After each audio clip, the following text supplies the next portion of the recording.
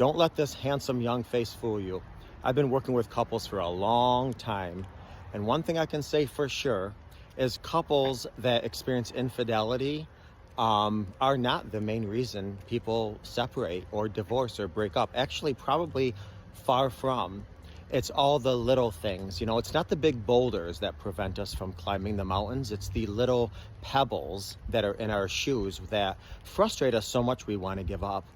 So one of the things that I encourage all the couples I work with do is look at all of the components of your marriage, of your relationship.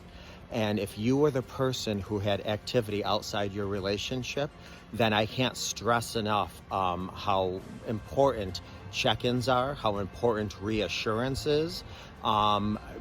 Please don't tell your spouse, I don't want to talk about it. Oh my God, that's all you ever do is bring it up. Why do you always want to go back? Blah, blah, blah. Because when you limit them from talking about something that they absolutely must talk about, what you're saying is, I feel uncomfortable when we talk, so I'd rather you live in discomfort 24/7 rather than me have to live in discomfort for, the times that we talk. Completely unfair. Now, for the person who was in the relationship that was faithful, doesn't mean you're 100% innocent and perfect and infallible. It just means you were faithful. You have to understand all of the components that set the fertile ground that made the relationship blow up, and work on that.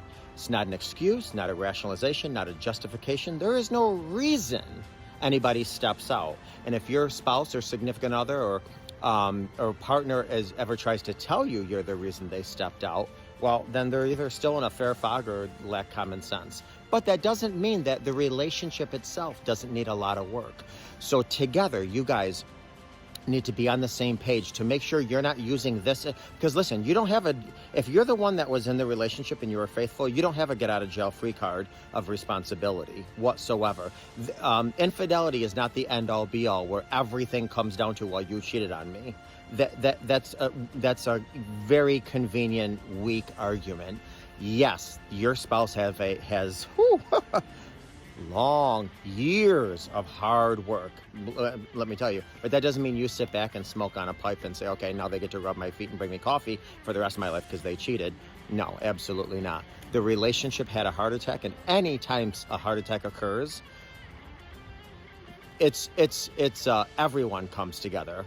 Everyone comes together to do what they need to do. So you got to find out, okay, what were the components that led to this divide, this gap in our marriage, in our love, in our connection.